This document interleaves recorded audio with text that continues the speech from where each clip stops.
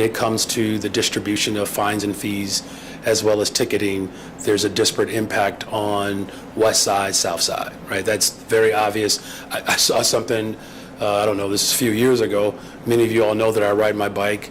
If you don't know, I do.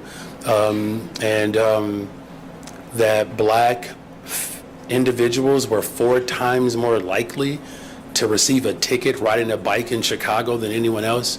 I didn't even know such a disparity existed even for riding a bike in Chicago. So, you know, I do appreciate that the sponsor, Alder LaSpada, recognizes that historically there's been damage, that, look, my commitment to safe streets is real. So, and I will continue to support measures to create safer streets. And when we talk about equity, we have to talk about implementation and have to be very thoughtful about where these disparities have been pervasive so that we don't repeat the sins of the past. So I did ask the alder to slow it down. Get it?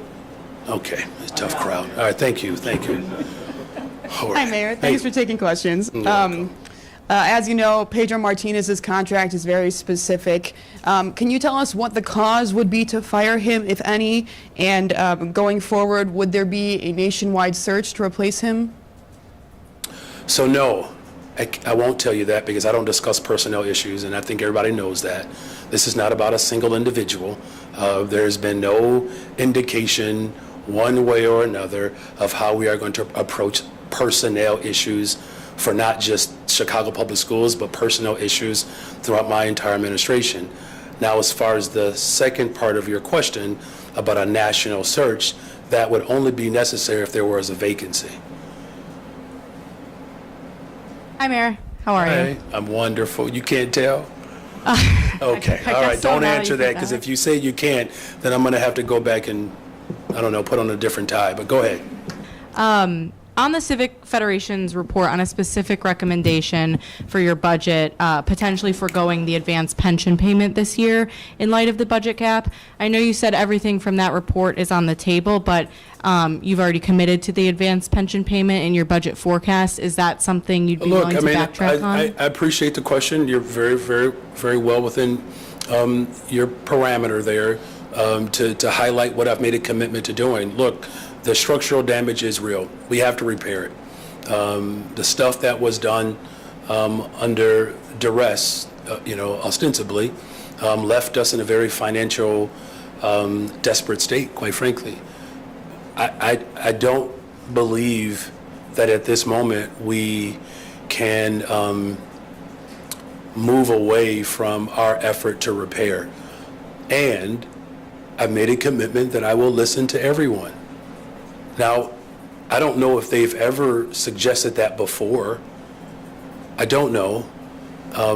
But be that as it may, I am a listener.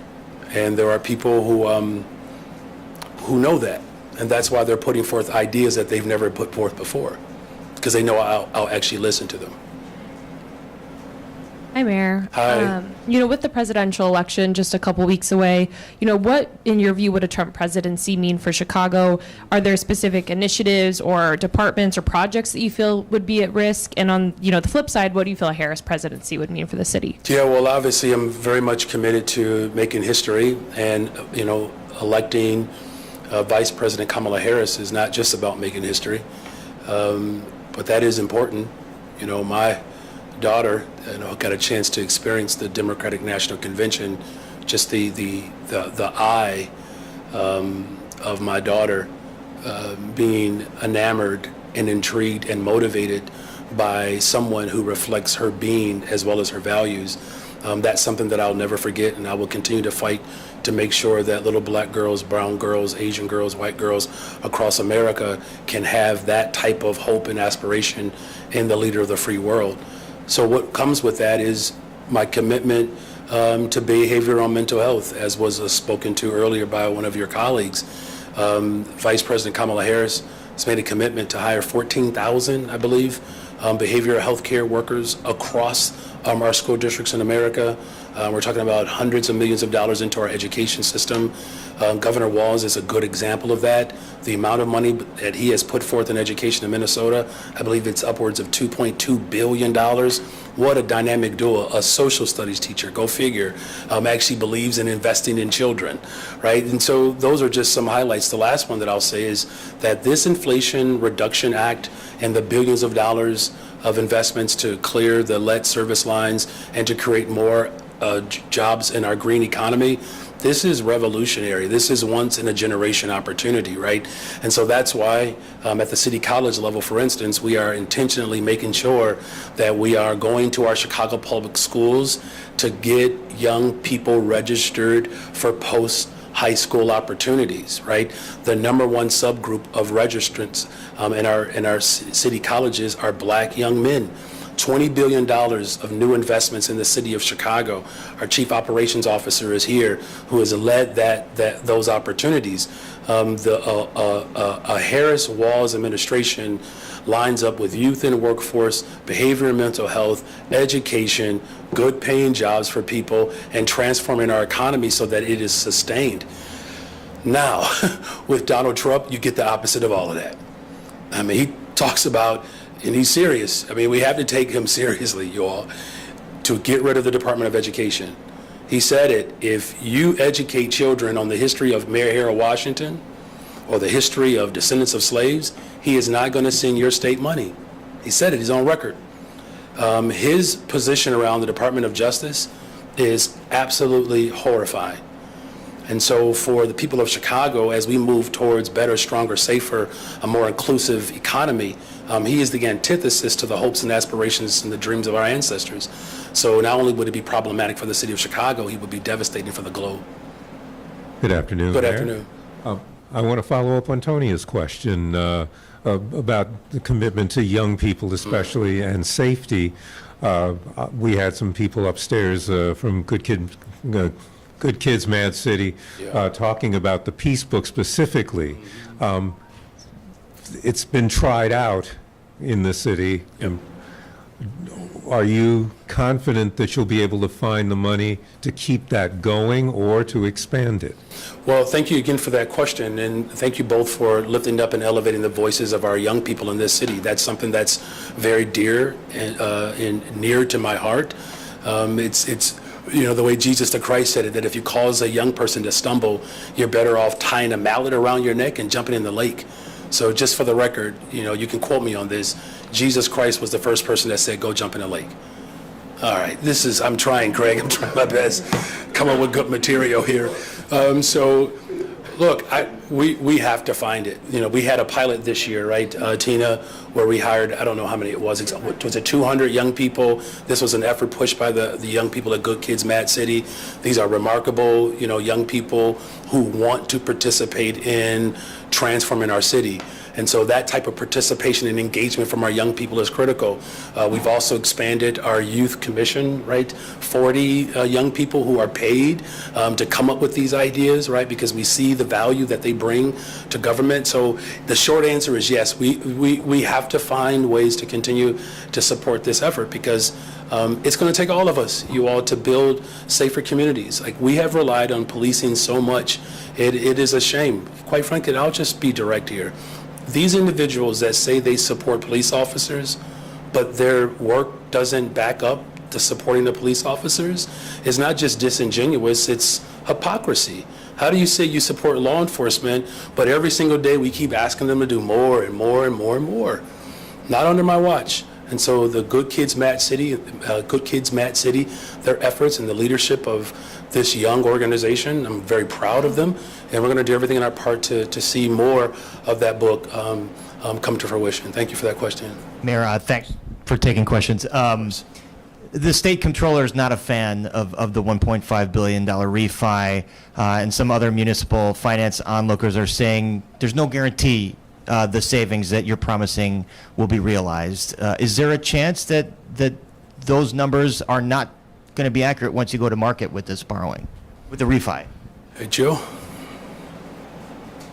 Sure. Thank you for the question. I think there's been a lot of confusion around this transaction, so happy to explain a little bit. Whenever you go to market, you don't know what the rates are going to be. If we knew what the rates were going to be, well, I wouldn't be standing here at this podium.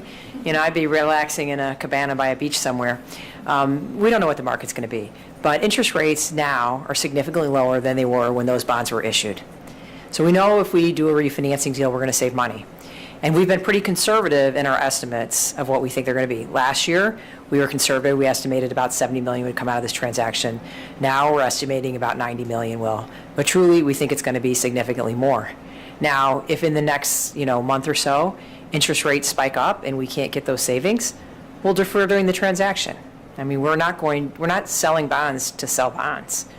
We're doing this transaction solely to save money, and that is our goal. And if the savings are not sufficient, we'll delay and wait for another time when rates are better. But right now, we're very comfortable in the projections that we've given that we will realize those savings. Thank you for that question. I hope that satisfies. Hi, Mayor. How are Hey, you? I'm terrific. Thank you, Heather. It's been more than 6 months since Dexter Reed was shot by Chicago police officers. That investigation is still ongoing. Do you have confidence in that investigation into the conduct of the police officer? And do you have confidence that the police misconduct... Hold on a second, Heather. Let's get you a better mic. So you see hearing my voice and didn't hear your face? Yeah, we got it. Okay, we'll try that again. It's much better. It's been 6 months since Dexter Reed was killed. That investigation is still ongoing with the Civilian Office of Police Accountability. Do you have confidence in that process, and do you believe the city's misconduct process agency is working? Well, first of all, let me just say that entire experience, that was really hard to watch. That's probably one of the more tougher days that I've had as mayor.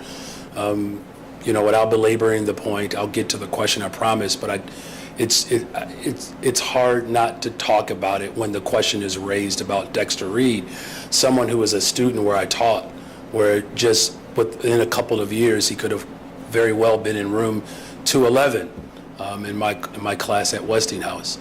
And so when those support services went away, unfortunately, the village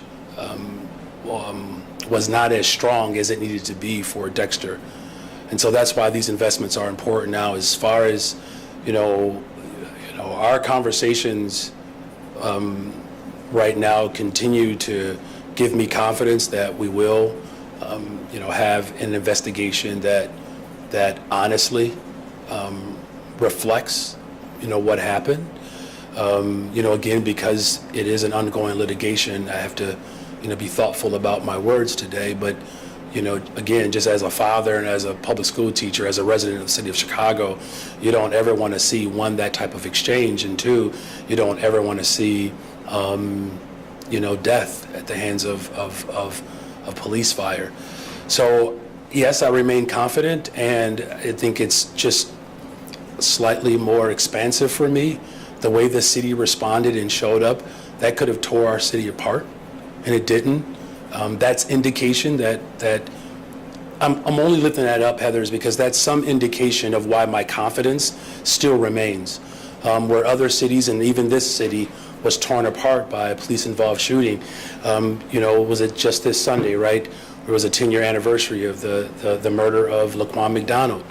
That is very triggering for the people of Chicago. So the confidence that I have in what I'm exuding is really based on how much our city has grown over these last 10 years. And yeah, again, the desire really is to make sure that we have systems of care around young people so they're not in a position or a situation that compromises them. And we certainly have to make sure that we don't have a scenario or a situation where law enforcement is not living up to our work to have constitutional policing.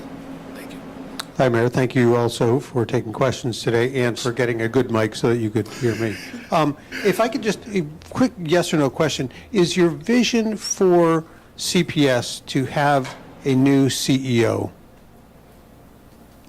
My vision for CPS is to make sure that every single child, particularly neighborhood schools, are fully funded and resourced. It's I never been about- guess I'm a know. yes or no question. Yeah, I Is get it what you're simple? saying, but I really wish it was that simple. I do, and I understand why, this is a conversation around one individual. But, look, you all, if it was just simply one individual that could change the course of history, history would have been changed by now, right? I don't mean to be lectury. I promise you I don't.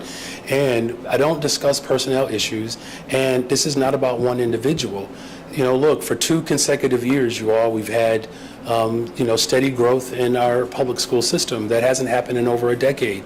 This previous board, the work that we have done to embrace evidence-based funding, our work and working with the CEO around paid time off for a profession that's 80% women. There's a lot of great work that has been done. Now we're transitioning into a fully elected representative school board, the first mayor, by the way, to commit to a fully elected representative school board.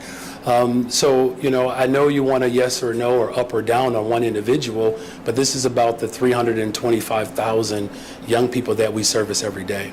So I guess to my question then, how quickly would you like to see the board move, presuming they do follow through on your vision to bring about change? If they take action on November 1st, their first date when they can take action, how soon would you expect that they would vote in a new CEO? And do you have people in mind that you would recommend already if there is a vacancy?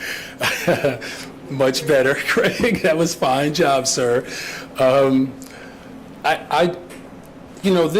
First of all, the individuals that have been nominated, these are just outstanding individuals, right? So I feel good about their ability to lead us through this moment because that's what the people of Chicago deserve, you all. In terms of the expedition of their work and their assignment, I believe they know that I am eagerly pushing towards a school district that works for every child. And that's the most important thing. This is not about personnel. This is about moving with haste to ensure that our English language learners are fully supported, our special education individuals with IEPs, that they're fully supported. I believe our district is roughly 25 to 30% individuals with IEPs. A good portion of them are young black boys. The work that we're doing around education for black children in particular, we have a committee that is dedicated to that work. And so there's no time to wait when it comes to executing that full vision. And I believe this board is up for that challenge. So not too long ago, you described your leadership style as a Shaka Khan song. You said that you do it naturally. But the people in the Deep South have a Shaka Khan song for you too, because they're not seeing the investment, the nebulous investment that your administration keeps promising. So their Shaka Khan song is "What You Gonna Do For Me When the Chips Are Down?" Straight question, looking for a straight answer, straight out. Okay, well, it's not every day that I get a question from Shaka Khan's perspective, but I do appreciate it. It's actually brilliant. Kenwood, by the way, where my son goes. So shout out to Shaka Khan and her being every woman. Look, we just were in the 28th Ward on Friday with Alderman Irvin. $385 million of new investments for infrastructure, for jobs, for affordable housing. I talk a lot about the young people that we've hired. I think it's, and I'm not saying that you're doing this or this is your motivation, but the almost 28,000 young people that received summer jobs, of which the top 10 neighborhoods were on the west and south sides of Chicago, those are real investments for those families. I know what that's like. I don't mean to sing a sad love song. Do you know who wrote that? Another sad love song? That's okay. It's Tony Braxton, I believe. But look, when I got my first check, when I was working a summer job, it's $300, I promise you. And the first person that greeted me with that $300 check was my mother, because I had to give her that full check. And look, my heart hurt. But I know that's not a story that is unique to me. At the time, my family counted on me in my summer job. And we're talking about young people who are overwhelmingly disinvested in as the result of just not being seen. We've already built roughly 1,700 affordable homes more that are coming on the docket. Our work to make sure that we have a more equitable approach to how we hire in this city. We're leading the charge in that. In fact, working with our streets and sanitation, this is something that my chief operations officer has been working with our commissioner of streets and sanitation. 70 young people came through a summer program. I think 12 or so went on to college, another 52 young people, our young people who are poised to be city employees. The fact that we have, prime contractors like BOA Construction that received the main contract at an airport for expansion. That's the first black company in the history of America. So, I can go on and on. But I think that the point that I'm making is that the investments that we are making are real. And finally, I actually find it to be not only disingenuous, but I find it to be reprehensible to be dismissive of those investments, because the people of Chicago have longed for them. And so I think it's imperative that we share what the truth is. We have spent 20 times the amount just on the west and south sides of Chicago to a crisis that nobody could manage nationally. Fixed it, built a single shelter system to respond to a housing crisis. In fact, had we actually passed Bring Chicago Home, we would have the exact amount of money that we need to have a shelter system that responds to the fact that 70% of those that are unhoused are black folks. So the people who voted, the people who spent money to compel voters to vote against that investment, that was a vote against black people. Now, I'll close with this. I just find it. One more question, though. Just relax, okay? You'll get yours. Don't interrupt me ever again. I find it interesting that the only other time in our city's history where an administration has been vehemently opposed the way my administration has been opposed is during Mayor Harold Washington's administration. Now, there are some people who oppose the work that we're doing, are the same folks who would be standing on top of desks if it were 1983. So we're going to continue to invest in people because that's what I promised to do. Last question. He's moved on from you. Sorry, Right. one more in the back. William J. Kelly, City News, Mayor Johnson. As a lifelong Chicagoan, by the way, it breaks my heart to hear from real Chicagoans every single day how they feel unsafe in the city of Chicago, the streets. Every day, every weekend, double-digit shootings. We have, obviously, murders, carjackings, armed robberies. A young man, 18 years old, Josh Kendall, from your hometown, Elgin, I believe, was shot in the head and murdered out in front of the United Center, where the DNC was held. You like to brag about how safe it was. Of course, millions and millions of dollars, security fences and helicopters and everything else, keeping DNC party guests safe.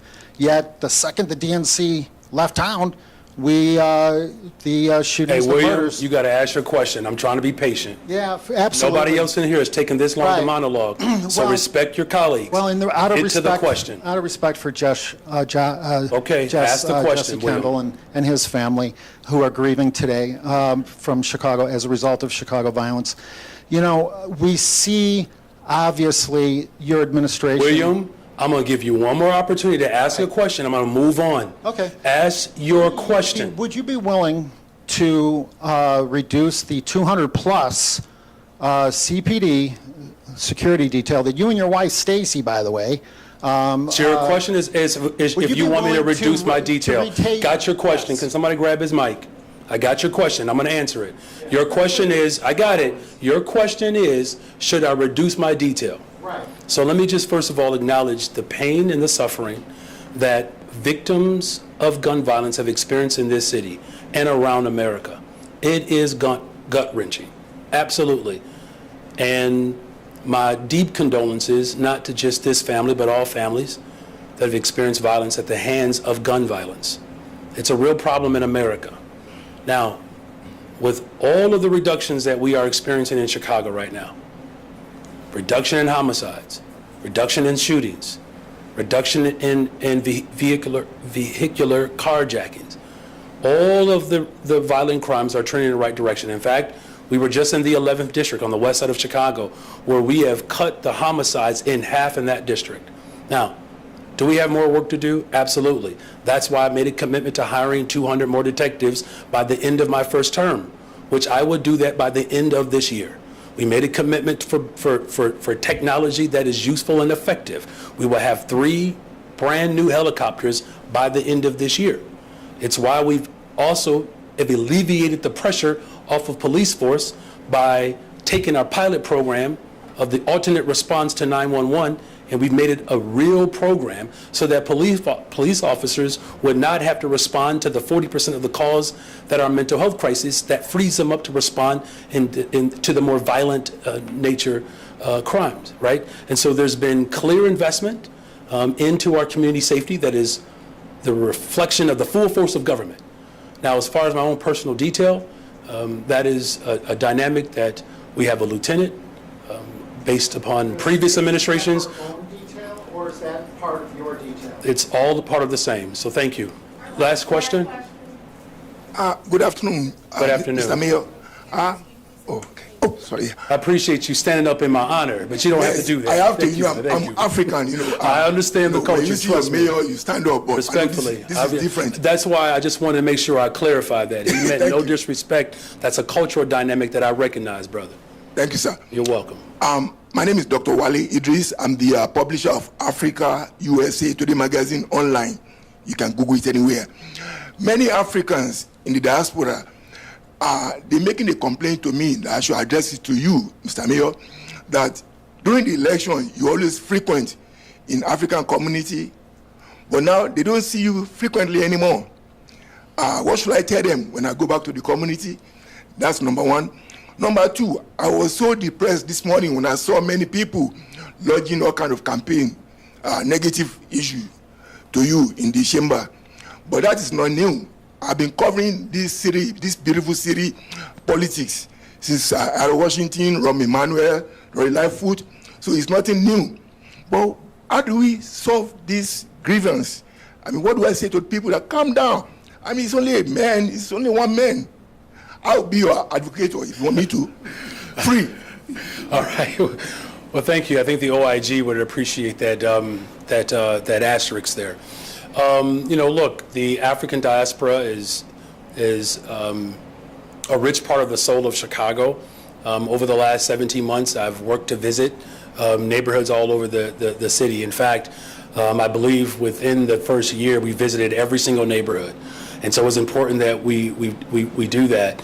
To the many festivals that I enjoyed prior to becoming mayor that are still important to us. In fact, my wife and children were able to attend when I was not able to for this last around of some of those festivals. But, I can assure you, now that we've made a lap around the city, we will continue to engage with communities all over the city of Chicago, but more specifically the African diaspora. As far as the energy that's in the room, let me just say this, you all. To the extent in which there has been, public debate and some tension within our government, that's what sharpens us as a city. So in that regard, there's not a new dynamic in terms of competing ideas. What is unique about this particular moment is that every single promise that I've made, I've worked hard to keep. I have. I know someone, earlier, characterized me as a steamroller. Which, by the way, if that is the case, do you know how slow steamrollers move? I'm just saying, for the record, if you were to characterize my administration as a steamroller, I would consider that quite patient. Because we have been patient. But the people of Chicago have had to wait for decades as it relates to these critical investments. And some of the puerile behavior, the petulance that exists, look, I get it. That puts on a show for you all, quite frankly. The vast majority of people that I run into all over the city, do you know what never comes up? Man, Mayor Johnson, how about that last city council meeting? No one ever brings it up. They don't. They don't talk and say, wow, Mayor Johnson, did you read that last tweet? You know what they asked? Hey, Mayor Johnson, do we have an opportunity to do more of what we're doing? How do we respond and show up for the people of Chicago? That's what I'm doing. That's what I was elected to do. And I'm enjoying my time serving as mayor of the city of Chicago. As you all know, the greatest freaking city in the world. Hear, hear. Thank you all.